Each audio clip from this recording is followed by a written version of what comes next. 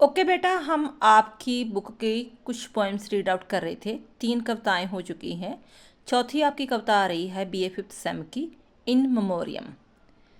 इसमें कवि ने क्या कहना चाहा है, किसके बारे में कविता है, और ये दूसरों से हटकर कविता क्यों है, और इसी कविता के कारण कवि क्यों इतना फेमस हो गया, इस सारे क्वेश्चन आंसर को फाइंड आउट हम करने की कोशिश करेंगे। फर्स्ट ऑफ ऑल हमें पता होना चाहिए कि मेमोरियम का मतलब होता है मृत्यु लेख। जैसे कहते हैं ना, उसकी मेमोरी में, उसकी याद में वो रो रहा है, आंसू बहा रहा है। तो किसी की याद में, यानी कि स्पेशली किसी की डेथ हो गई हो, ठीक है, कोई रिलेटिव, किसी रिश्तेदार की डेथ में कोई कविता, कोई गीत लिखा हो, कोई ऐसे लिखा हो, तो उसे हम मेमोरियम कहते हैं। तो कवि जहाँ पर जो टेनिसन है, वो अपने दोस्त की मृत्यु के ऊपर जो कविता लिख रहा है, क्योंकि वो अपने दोस्त की मृत्यु पर इतना शॉक हो चुका था कि उसे ये बिलीव नहीं हो रहा था कि उसकी डेथ क्यों हो गई। यानी कि एकदम होता ना, बचपन का दोस्त हो तो जवानी की उम्र में ही एकदम उसकी किसी के कारण शॉक, मतलब डेथ हो जाए, तो एकदम आदमी उस चीज़ को एक्सेप्ट नहीं कर पाता। तो उसका जो फ्रेंड था एएच हॉलम, उसकी डेथ हो चुकी थी। तो अभी वो 22 ईयर का था, ठीक है। तो उसी की याद में जो कवि ने उसे एक, कह लो के, पोइम डेडिकेटेड की थी।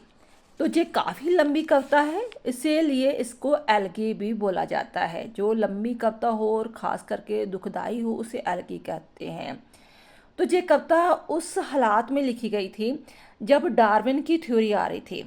डार्विन की थ्योरी आपने कभी ना कभी सुनी होगी, जिसने ये सिद्ध करने की कोशिश की थी कि ओरिजिन ऑफ स्पीशीज की थ्योरी दी कि जो फिट है सोसाइटी में, यानी कि वो जो हेल्थी है, तंदुरुस्त है, ठीक है, वही लाइफ में, वही सोसाइटी में, वही नेचर में जो है सरवाइव करेगा।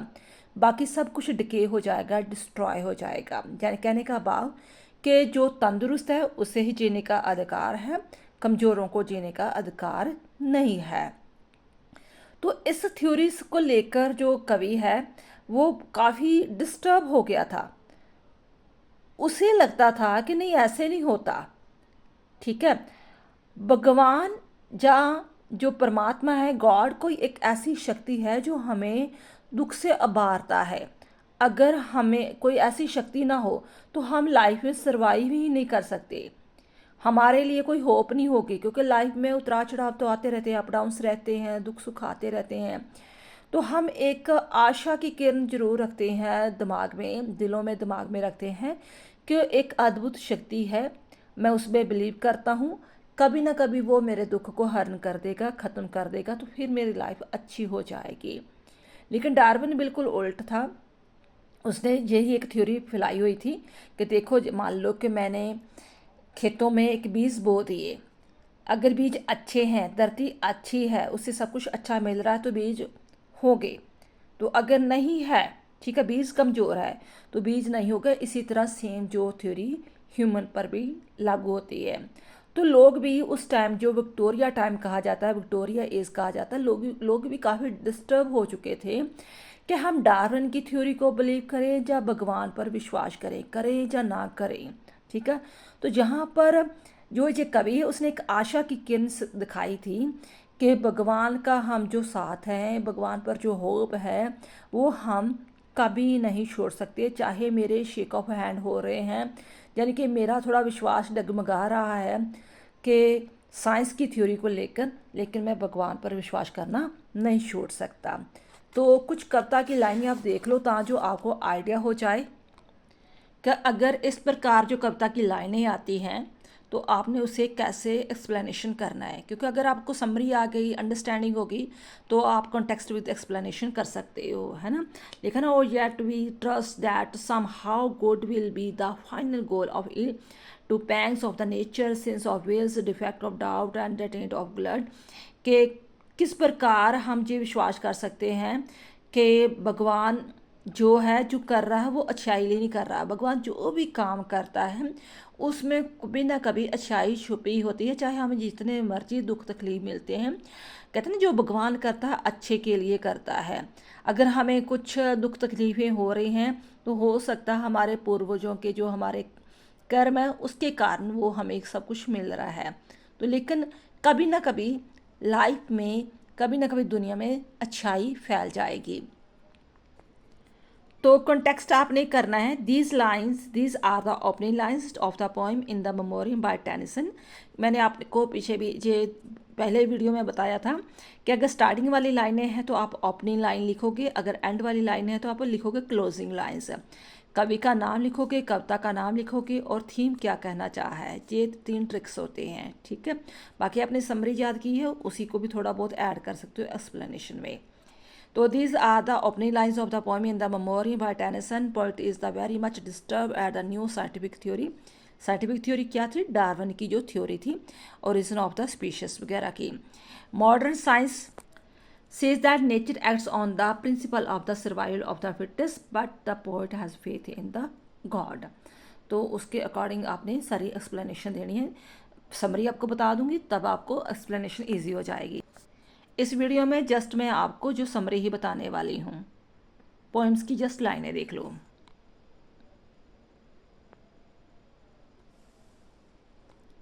अगर आपको पोएम की लाइनें को एक्सप्लेनेशन चाहिए तो आप कमेंट बॉक्स में लिख सकते हो।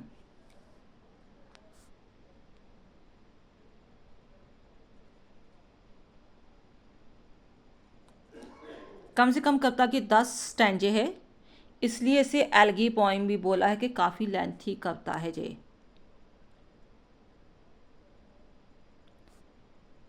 समरी समझाओगे तो इजी वे हो जाएगा आपको जो एक्सप्लेनेशन करना। लास्ट लाइन दी है ना, I stretch lame hands of the faith and the grope, कि मैं अपने कांपते हुए हाथों से फिर भी भगवान की ओर से, भगवान के पास जो है वो विनती कर रहा हूँ कि मेरा थोड़ा शेक भेद हो चुका है, पर फिर मैं भगवान पर विश्वास करता हूँ कि वो मेरे सारे दुख को हरण करेगा।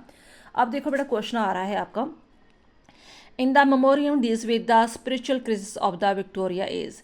विक्टोरिया एज इसलिए कहा गया है कि जब कवि ने ये कविता लिखी थी 1800 कलो 1850 के नियर अबाउट, है ना, तो तब जो इंग्लैंड की जो महारानी थी वो विक्टोरियन थी। तो उस एज को विक्टोरिया एज कहा था जाता था, क्योंकि उस टाइम काफ़ी कुछ इंग्लैंड में चेंजेस हुआ था, रेवोल्यूशन हुआ था, इंडस्ट्रियलाइजेशन रेवोल्यूशन, काफ़ी प्रगति हो रही थी, साइंटिफिक अप्रोच अपनाए जा रहे थे। फॉर दिस रीज़न, क्योंकि उसकी महारानी थी इंग्लैंड की, आपको पता बादशाह रानी होते हैं वहाँ पर, तो उस एज को विक्टोरिया एज बोला गया है। Bring out the main idea of the Tennyson the extract from the memoriam. तो चलो इसकी समरी करते हैं। Tennyson lived in the age of the Queen Victoria. Tennyson किस टाइम का कवि है? जब क्वीन विक्टोरिया राज कर रही थी यूके में। His poet is the mirror of the Victorian ideas of the fashions. ये जो कविता है एक्चुअली उस टाइम के जो हालात चल रहे थे, डार्विन की थ्योरी के कारण जो लोगों के बीच में एक कन्फ्लिक्ट्स क्रिएट हो चुका था, कि स्टिप्स क्रिएट हो चुका था कि नहीं भगवान को माना जाए या साइंस को माना जाए, उस चीज़ का मंथन करके उसने ये चीज़ कंक्लूजन निकाली थी कि भगवान पर हम विश्वास नहीं छोड़ सकते। There was a conflict between the science and religion in Victoria is on the around of the influence of the Darwin's theory of evolution. People's faith in the God and religion was shaken. The poem deals with the spiritual crisis in the Victoria era. With the loss of the faith in the religion, people feel troubled by pain, suffering. क्योंकि देखो, जितना मर्जी life में दुख आ जाए, अगर हम कोई चीज़ दरवाज़ दे देता है कि देखो जो भगवान करता अच्छे के लिए करता है, आप होप करो भगवान फ्यूचर में कुछ ना कुछ आपके लिए प्लानिंग बनाकर रखी होगी, तो हमें एक आशा की किरण जाग जाती है, हम फिर स्ट्रगल करने के लिए तैयार हो जाते हैं, फिर लाइफ में सर्वाइव करने के लिए रह जाते हैं। तो अगर साइंटिफिक टोटली थ्योरी अपना ले कि नहीं भी अब तो ये ख़त्म हो गया है तो अब आगे कुछ हो ही नहीं सकता, प्रूव कर दे। साइंस क्या करती है? प्रूव करती है ना, हर चीज़ को प्रूव विद प्रूव कर देती है। तो इंसान लाइफ में आगे नहीं बढ़ सकता। तो कहता था, तो इसके कारण मल्टी लोगों में एक दुख निराशा फैल चुकी थी। तो this poem deals with the spiritual crisis in the Victoria era. With the loss of the faith in the religion, people feel trouble by the pain and suffering. They are trouble by suffering from nature's the sin of their desire, lack of faith and demand of the body. The hope of the salvation and the change for the better seems to be the distant dream. The poet seems to be the groping in the dark. कवि एक ऐसा उनके लिए कह लो अंधेरे में एक किरण की तरह उसने काम किया, ठीक है। The poet compare himself to child, उसने अपने आप को एक बच्चे की तरह तुलना की। जैसे एक बच्चा होता है, वो अंधेरे से डरता है, ठीक है, अभी उसे बोलना भी नहीं आता, अपने दुख को बोलकर भी नहीं प्रकट करता। इसी तरह जो इंसान है ना, जब वो दुख तकलीफ में होता है तो वो चिल्ला चिल्ला कर बता नहीं सकता कि मुझे क्या दुख तकलीफ है। तो बट उसके अंतर वाली आत्मा भगवान से बात करती है, उसे अपनी दुख तकलीफ बताते हैं, तो भगवान उसकी लैंग्वेज को समझता है, ठीक है, उसकी आत्मा की आवाज़ को समझता है, चाहे कोई भी भाषा हो। तो उसका जो दुख को हरण करता है, उसे मोटिवेट करता है, जीने की जो आशा देता है। The poet compares himself to a child crying for the light in the darkness of the night. He has no words to express his grief. God and nature seem to be as steps. They are working at cross purpose. देखो जो परमात्मा वो तो हमारी भलाई के लिए काम करती है। नेचर जो है वो क्या करती है, जो फिट होता है उसी को सर्वाइव करने देती है, जो कमज़ोर होता है उसे उजाड़ कर ले जाती है। जैसे कमज़ोर पत्ते उजड़ जाते हैं, कमज़ोर बीज जो है वो डिस्ट्रॉय हो जाते हैं, है ना, कमज़ोर पेड़ जो है वो टूट जाते हैं आंधी में। इस प्रकार कहता है कि इसमें दोनों में स्ट्राइप्स चलता है एक का। दे are working at cross purpose. Nature seems to be more concerned about the type and that doesn't care for the individual. Out of 50, जहाँ एग्जाम्पल दी है कि बीज की, out of 50 seeds only one sprout, 50 बीज सपोज करो आपने बो दिए, तो उसमें जस्ट एक ही पौधा पैदा होता है, स्प्राउट्स होता है पौधा। द रेस्ट डे, बाकी सब कुछ खत्म हो जाता। कहने का भाव कि जो नेचर है वो किसी को नहीं छोड़ती। The journey to the house of God has be covered in darkness, but अगर हम भगवान पर विश्वास करते हैं तो वो हमें अंधेरे से भी बाहर निकाल देता है। But Victorian have not lost their faith in the completely, they feel that somehow their suffering will lead to good. उसने यह सिद्ध करने की कोशिश की है कि चाहे जितने मर्जी सफरिंग्स आते हैं उसका कुछ ना कुछ तो सही रीज़न होता है। मान लो कि दुख तकलीफ आता है तो हमें पता चलता है कि कौन जो भाई बंधु रिश्तेदार मेरे दोस्त मेरे साथ स्टैंड करते हैं कि नहीं करते, है ना, मुझे परख मिलती है, मुझे खुद अपने आप में एक मेरी जो विल पावर है वो पता चलता है मेरी विल पावर कितनी है। तो वो तो मतलब एक जो दुख होता है एक जरिया होता है आपकी पावर को बढ़ाने का, ठीक है। तो उसने कहा कि एक छोटा जानवर भी, एक जो कीट पतंगा है वो भी अगर मरता है तो वो भी उसका भी कुछ ना कुछ मोटिव होता है। मान लो एक छोटा सा अर्थवर्म मर जाता है, एक दिन पैदा होता मर जाता, तो वो धरती को कितना उपजाऊ कर देता है। तो हर चीज़ का एक मोटिव होता है, कोई चीज़ जो वेन नहीं जाती, फजूल नहीं जाती। They have come to know that God has created the universe with the purpose. It is a meaningful world, not a worm dies her in vain. इनके एक छोटा सा कीड़ा भी जो है उसकी डेथ कोई फजूल नहीं जाती, वेन नहीं जाती। The cutting of the worm into a two and the burning of the moth in the fire is not a purposeless। अगर मान लो पतंगा है वो दिए के साथ जलकर उसके जो पंख अलग हो जाते हो और बॉडी अलग हो जाती है तो मर जाता है। बट लोगों को क्या मैसेज करने करता है कि चाहे थोड़े समय की लाइफ है लेकिन अभी लाइफ को पूरी तरह इंजॉय करो, उतने समय को इंजॉय करो, ठीक है ना। तो कुछ ना कुछ पर्पस छोड़ कर जाता है। Moth in the fire is not the purposeless.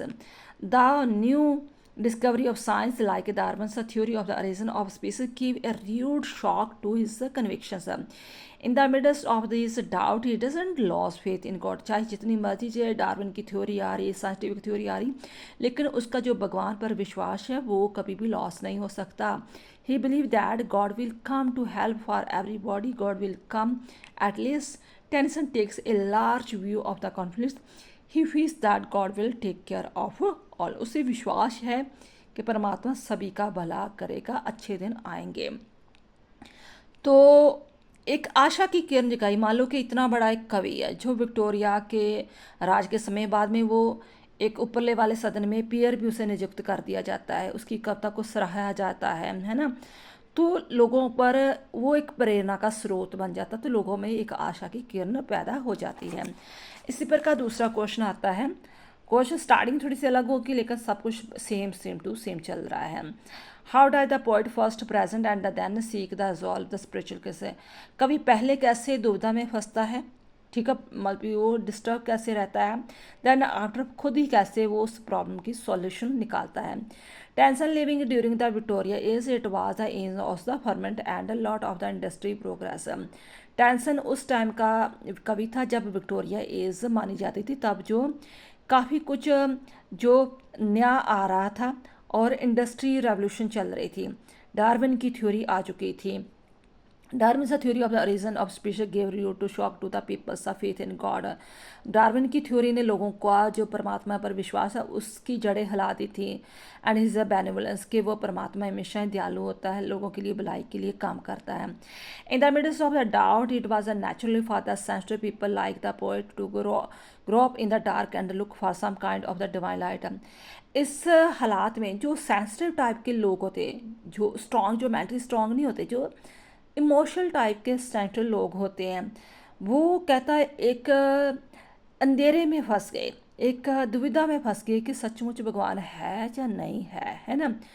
तो कुछ ऐसे ही आस की किरण खोजने लगे कि कोई उसका मार्गदर्शन करे। And look for some kind of the divine light. Modern science began to tell the people that nature acts on the principle of survival of the fittest, but the what has faith in the God। Modern science तो यही बात कर रही थी, देखो जो fit होगा वही सर्वाइव करेगा, कमज़ोर की यहाँ धरती पर ज़रूरत नहीं है। बट कवि ने इस बार पर फोर्स किया कि परमात्मा है। He recognise that man is surrounded by sins and evil desire. उसने ये बात सिद्ध की कि देखो आदमी जो है बुराइयों के द्वारा घिरा हुआ है। तो his mind is full of doubts and fear, for this reason उसके मन में बहुत सारी शंकाएं पैदा होती है। ही इज़ अ वीक है, इम्परफेक्ट है ना। हर कोई आदमी पूरी तरह परफेक्ट तो नहीं है, कोई बॉडी से इम्परफेक्ट होगा, कोई मेंटली तौर पर होगा, कोई किसी फाइनेंशियल तौर पर होगा, है ना। तो किसी न किसी तरह सभी में कुछ ना कुछ लेक पॉइंट पाए जाते हैं। He has inherited evil from his forefather. तो हो सकता है जो प्रॉब्लम फेस कर रहा है उसके जो पूर्वज थे उनके कारण उसको ये सब कुछ मिल रहा होता ना। जैसे हमारे पूर्वज जो बीज बोगे हैं, है ना, तो वही कुछ हम काट रहे हैं, वही कुछ हमें मिल रहा है। अगर अच्छी सोसाइटी पैदा कर जाते, ईमानदारी पैदा कर जाते, तो ईमानदारी हमें सोसाइटी मिलती, अच्छी मिलती। अगर ये सारा कुछ जैसे लूट पाट, लड़ाई झगड़ा, टेंशन वगैरह तो क्रिएट की, तो वही हमें सब कुछ मिल रहा है। But the poet has faith in the God, he realize that nothing exist universe, that purpose is being fulfilled by the life and death of a living creature. एक एग्जाम्पल दी उसने मौत की। मौत आपको पता है, पतंगा जब आपके घर में भी कोई लाइट ऑन होती है तो एक पतंगा जो उसके आसपास में मंडराता है। A moth by burning in the light of the lamp also serve some purpose by some mysterious intuition. The poet believes that somehow everything will be all right in the end. कवि यही बात बार बार में इस चीज़ पर कर रहा है कि देखो एंड में सब कुछ सही हो जाएगा। He can not give any assurance, चाहे उसे इसकी अश्योरिटी नहीं है ना। वो एक बच्चे की तरह भगवान के आगे अपने हाथ फैलाता है। He doesn't understand the secret और द मिस्ट्री ऑफ गॉड। उसे परमात्मा की ये सीक्रेट जो उसे कब नहीं पता कि ये सब कुछ क्यों हो रहा है ना। वो एक बच्चे की तरह चलाता है कि उसे जैसे अंधेरा हो जाता था, बच्चा चलाता है मुझे रोशनी चाहिए, अंधेरे से डरता है। इसी तरह उसे लग रहा है कि चारों तरफ अब भी जो साइंस की थ्योरी के आने के कारण, लोगों का दुख तकलीफ देखने के कारण मुझे ऐसे लग रहा है चारों तरफ अंधेरा फैल चुका है। तो भगवान मुझे मेरा मार्गदर्शन करे, है ना, मुझे लाइट दे, मार्गदर्शन करे। He wants to the guide by God. The poet says that the according to the old views the universe is creator of God. वो पुराने विचारों का भी दावा देता है कि देखो जितने भी हमारे पूर्वज हैं उन्होंने एक ही बात कही थी कि जो जितनी भी यूनिवर्स है वो किसके द्वारा बनी हुई है, गॉड के द्वारा। In the scheme of the universe of God not a single life goes with. Even के सिंगल लाइफ भी वेस्ट नहीं जाती, उसका भी कुछ ना कुछ पर्पज़ होता है। जैसे मैंने आपको अर्थवॉर्म का या मॉस की एग्जाम्पल दी है। On the contrary nature seems to be indifferent to the individual life. But जो नेचर है वो किसी को कुछ नहीं छोड़ती, खास करके स्पेशली इंडिविजुअल लाइफ के लिए। केयर फॉर द क्लास और रेस, वो तो सिर्फ जो सर्वोच्च लोग होते हैं उनकी ही केयर करती है। He sure that God will come to his help and somehow good will be the end of the evil. He fails to find any logical explanation in support of his faith in the other. His doubt seems to have been in the resolved. तो next question है last. अगर आपको आ जाता है कि इसका सारांश वगैरह बताओ, तो फिर वही सेम टू सेम आपने सारी की सारी कविता को एक्सप्लेन कर देना है।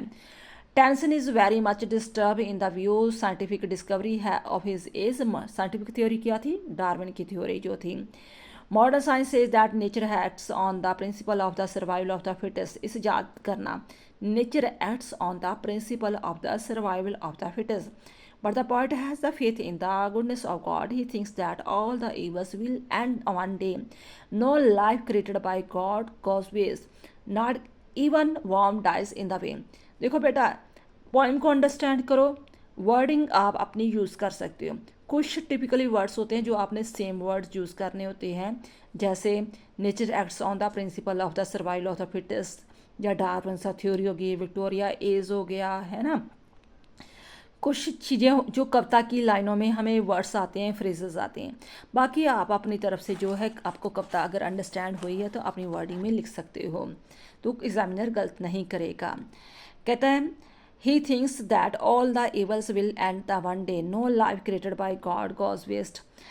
Not even a worm dies in the vein. Even the smallest creature has to play some role in the scheme of the universe. A moth, by burning in the light of lamp, also serves some role in the scheme of the universe. Useful purpose. It is a hope that somehow good will be the final good of ill. He believes that all evils will end. Goodness will prevail in the world. अच्छाई हमेशा दुनिया में रहती है, अगर अच्छाई ना होती तो दुनिया चलती ही ना। He is sure that the days of trouble will change into the days of joy. देखो कि जो दुखों के दिन हैं, डेज ऑफ ट्रबल किस में चेंज हो जाएंगे? Days of the Joy. जब ज़्यादा चीज़ें होती हैं हम उसको इनटू बोलते हैं। It is expected that everything will be all right in the and. सब कुछ एंड में ठीक हो जाएगा। जी तो हम आम ही लाइन बोल देते हैं ना कि everything will be all right in the and. He is only A helpless human being. He is like a, जब वो अपने आप को हेल्पलेस फील करता है तो अब किसके साथ कंपैरिजन करता है? एक इग्नोरेंट चाइल्ड की तरह जो अंधेरे से भी डरता है। There seems to be a clash between the God and nature, but the universe is the creation of the God. In the scheme of the universe of God, not a single life goes waste. On the contrary, nature seems to be indifferent to the individual life. It doesn't care for the individual. It cares only for the class and the race. The poet has studied natures of everywhere. He has tried to find out the laws that lie behind the behavior of nature. He has tried to find out the law that lie behind the behavior of nature. He has seen that out of 50, जब वो क्या study करता है, nature की behaviour को study कर रहा है कि नेचर के बिहेवियर पर कौन सा लॉ काम कर रहा है, तो वो ये सर्वे करता है कि मान लो 50 सीड्स है ना, तो only 1 grow and the rest perish. सिर्फ एक ही बीज जो है वहाँ पर होता है, तो बाकी सारा कुछ पैरिश हो जाता है, ख़त्म हो जाता है, डिस्ट्रॉय, डिके हो जाता है। The poet has been taught to believe in the kindness of God, but the scientific discovery have shaken his faith. कवि को परमात्मा पर विश्वास है, फुली बिलीफ है, बट साइंटिफिक थ्योरी के कारण उसका जो कुछ थोड़ा सा विश्वास शेकन हो चुका, डगमगा चुका है। ही believed once that God is merciful, परमात्मा उस पर दयालु होगा, but science has now shown that the universe is ruled by cruel laws. but science यही शो कर रही है कि ये बहुत एक क्रूल लॉ के द्वारा दुनिया चल रही है कि जो फिट है वही सर्वाइव करेगा, कमज़ोर ख़त्म हो जाएगा। These are not kind, ये सही नहीं है। So it has become difficult to him for him to have faith in God. His faith in God now is not as strong as it was before. He is like falling on the path to the house of God. He prays to God for help. And में फिर वो परमात्मा के आगे ही pray करता है कि परमात्मा मेरा मार्गदर्शन कर। He is sure that God will save all. तो उसे विश्वास है कि परमात्मा हमारे सभी की रक्षा करेगा। तो आई होप ये चीज़ आपको समझ में आ गई होगी। थैंक्स बेटा।